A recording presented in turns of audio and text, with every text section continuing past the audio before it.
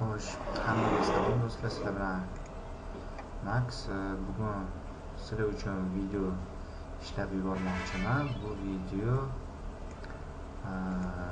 yaxshi kubok ishlash haqida va yaxshi resurs ishlash haqida va o'yinga kamroq kirish, har bitta narsaga bittada taalluqli bo'lgan narsa haqida. Bugun men sizlarga hujum qilishni bitta to'la platsga 2 marta hujum qilishni o'rgatmoqchiman. Bu oddiy hujum emas, oddiy 2 marta hujum emas. 2 marta hujum qilganingizda ham 80-90 yoshli bazalarni urib 2 marta hujumingizda 1 millionga yaqin oltin urib bazalarni yutib turib 1 millionga yaqin oltin olishingizga yordam beraman. Hozir men videoni повторdan ko'rsataman, chunki shunda ataka qilishga ko'p vaqt ketib qoldi bazani qidirgunimcha. Shuning uchun men sizlarga повторlarni ichidan ko'rsataman.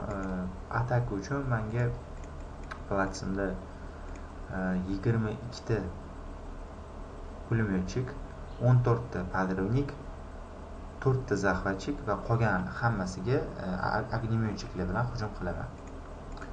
Xo'sh, повторga kiramiz. Birinchi hujumimizni ko'ramiz hozir.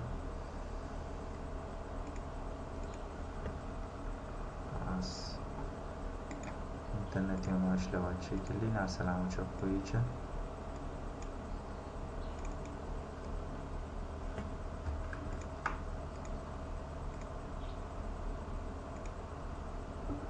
Xo'sh. Mana birinchi hujumimizda oradagi farqni qarasanglar, juda ham katta emas. 32 minut va 24 minut oradagi farq 8 minutdan kamroq. Sal ishlar bo'lib qolgani uchun sal orada farq bo'lib qoldi. 8 minut ora bilan ko'rib tursanglar, 367 ming oltin bilan 213 ming neft o'mardim. Ikkinchi galida, birinchisida yo'q, uzr.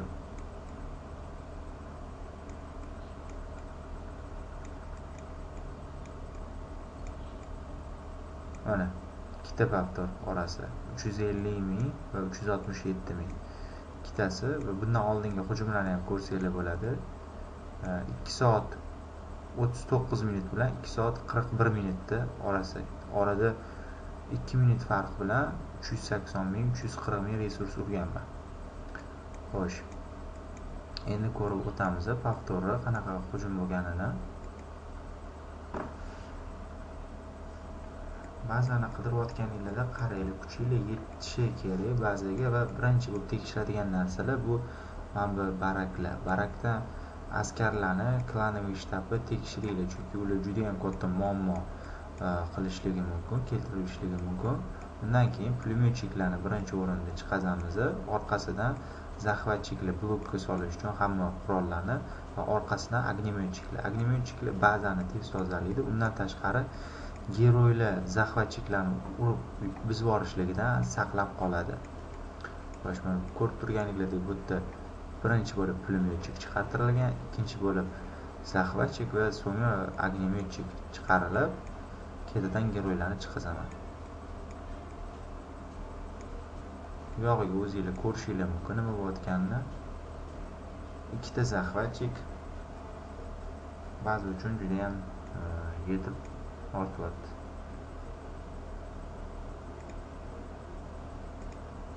Yog'ini o'zingizlar tushundinglar.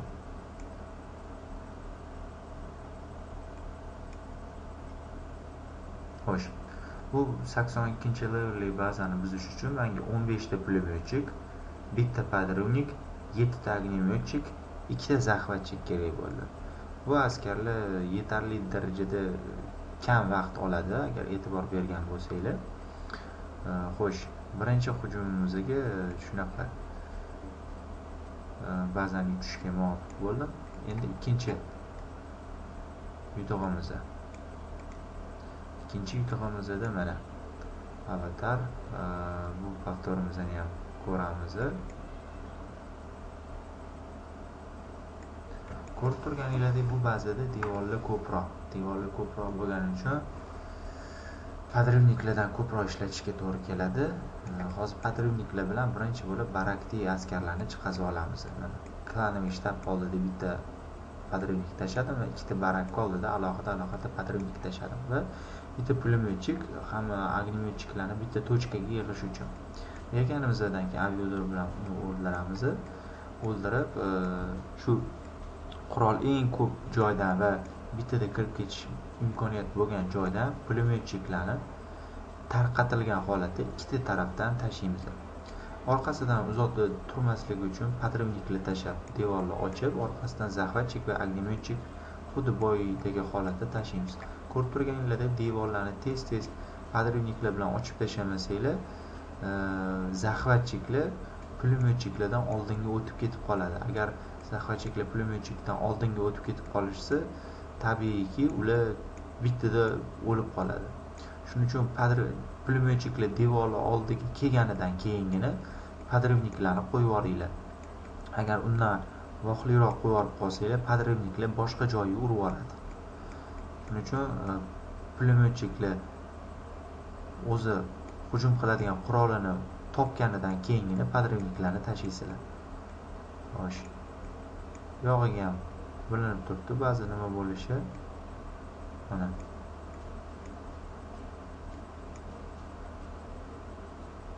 bu yerda pulemyotchik va огнеметчиklarim qolmadi. Deyarli hamma narsani bu yerda geroylarim hal qilyapti o'sha. Bitta donami, ikkita dona захватчигim qoldi. Undan boshqa narsa yo'q hozirchalik. Xo'sh. Buni ham tushundinglar. Yog'iga tozalash ba'zani. Xo'sh, bu baza uchun ham 15 ta pulemyotchik ketdi, 11 ta podrivnik ketdi, 11 ta огнеметчик va 4 ta захватчик. Men o'yinda 1,5 soat bo'lmaganim sababi spetsvayskada yana 2 ta захватчик to'lib tayyor bo'lib qoldi. O'sha захватчиklarim va yana 4 ta огнеметчиklarim baraklardan chiqqan uchun hozir askarlarim ko'proq. Xo'sh.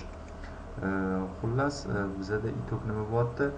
Men ikkita hujum ketma-ketlikda qilib 100 kubik ishlayapman va undan tashqari 700 mingdan oshiqroq oltin bilan 670 mingga yaqin neft ishlayapman. Ikkita hujum bilan bu 1 soatda tayyorlanadigan askarlar bilan qilsanglar bo'ladi. Bu hujumni sizlar ham harakat qilib boqinglar. Menga juda ham yaxshi foyda beryapti. Resurslarimni tez to'ldiryapman va undan tashqari kubiklar ham tez to'lyapti.